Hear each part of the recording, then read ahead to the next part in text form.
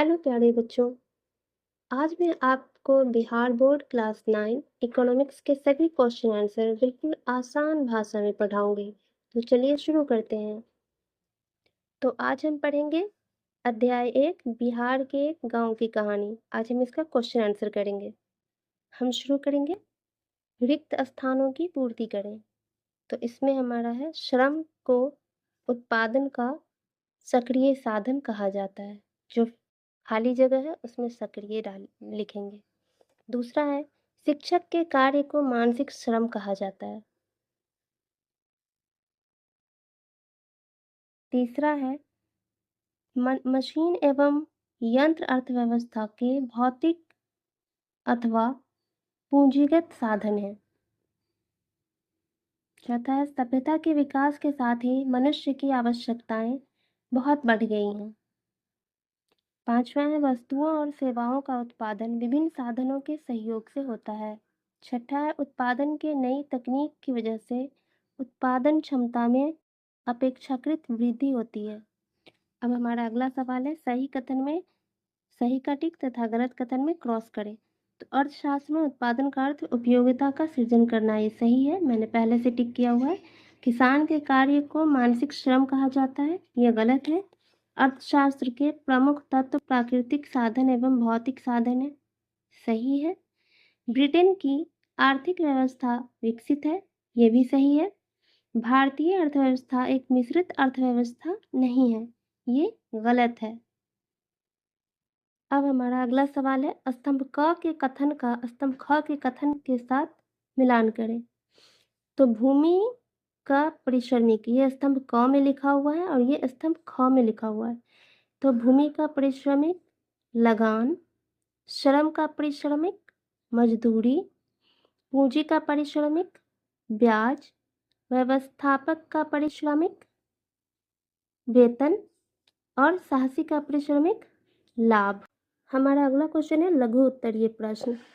इसमें जो है उत्तर हमें 20 शब्दों में देने हैं। तो पहला सवाल है हमारा, उत्पादन से आप क्या समझते हैं। चलिए मैं इसका आंसर आपको कॉपी पे दिखाती हूँ। इसका आंसर है, उत्पादन का अर्थ उपयोगिता का सृजन करना है। अगला क्वेश्चन है, उत्पादन तथा उपभोग में अंतर कीजिए। इसका आंसर है, उत्पादन में उपयोगिता का सृजन होता है, लेकिन उपभोग में उत्पादित वस्तुओं का प्रत्यक्ष रूप से मानवीय आवश्यकताओं की संतुष्टि के लिए उपयोग होता है। अगला क्वेश्चन, उत्पादन के विभिन्न साधन कौन कौन से हैं। इसका आंसर है, उत्पादन के विभिन्न साधन है भूमि, पूंजी, श्रम, संगठन और उद्यम या साहस। अगला क्वेश्चन है, फतेहपुर गांव के लोगों का मुख्य पेशा क्या है। इसका आंसर है, फतेहपुर गांव के लोगों का मुख्य पेशा कृषि है। हमारा अगला क्वेश्चन है, भूमि तथा पूंजी में अंतर करें। आंसर है, भूमि प्रकृति का उपहार है, जैसे पहाड़, नदी, जंगल और सागर, जबकि पूंजी मनुष्य द्वारा उत्पादन के लिए बनाई गई वह संपत्ति है जिससे आय प्राप्त होती है। क्वेश्चन नंबर 6, क्या सिंचित क्षेत्र को बढ़ाना महत्वपूर्ण है, क्यों। सिंचित क्षेत्र को बढ़ाना महत्वपूर्ण है क्योंकि भारत की कृषि मुख्यतः मानसून पर निर्भर है और मानसून हर साल एक जैसा नहीं होता। क्वेश्चन नंबर 7, उत्पादन में पूंजी का क्या महत्व है।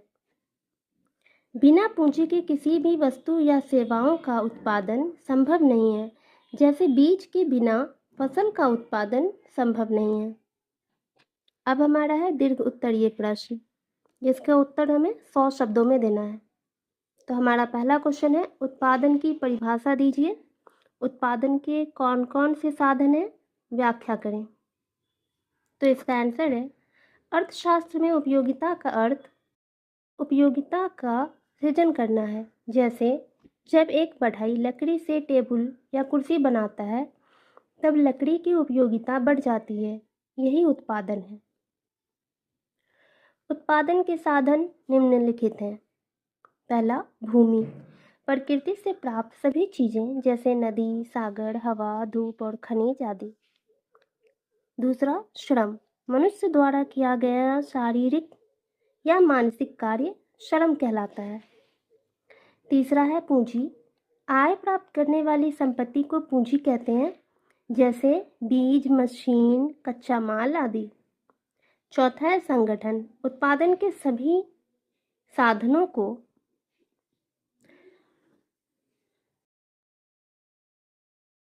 सही तरीके से मिलाकर कार्य में लगाने की प्रक्रिया संगठन कहलाती है। पांचवा है साहस, उत्पादन के लिए लाभ या हानि का जोखिम उठाकर कार्य करना साहस कहलाता है, और जो व्यक्ति जोखिम उठाता है उसे साहसी या उद्यमी कहते हैं। अगला क्वेश्चन है, उत्पादन के साधनों में संगठन एवं साहसी की भूमिका का वर्णन करें। उत्पादन के साधन में संगठन और साहस की बहुत महत्वपूर्ण भूमिका होती है।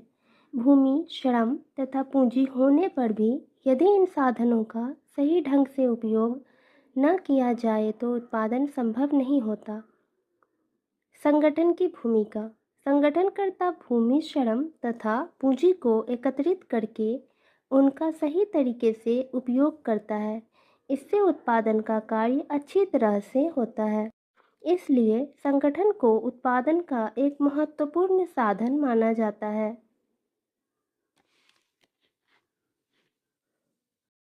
साहस की भूमिका, उत्पादन के कार्य में लाभ और हानि दोनों की संभावना रहती है। फिर भी उद्यमी हिम्मत नहीं हारता, वह सोच समझकर पूंजी लगाता है और उत्पादन का कार्य जारी रखता है। इसलिए साहस भी उत्पादन का एक महत्वपूर्ण साधन माना जाता है। अगला क्वेश्चन है, फतेहपुर गांव में कृषि कार्यों पर एक संक्षिप्त टिप्पणी लिखें। फतेहपुर गांव में खेती मुख्य व्यवसाय है। इसके अलावा लोग पशुपालन, मुर्गी पालन, डेयरी और दुकानदारी का काम भी करते हैं।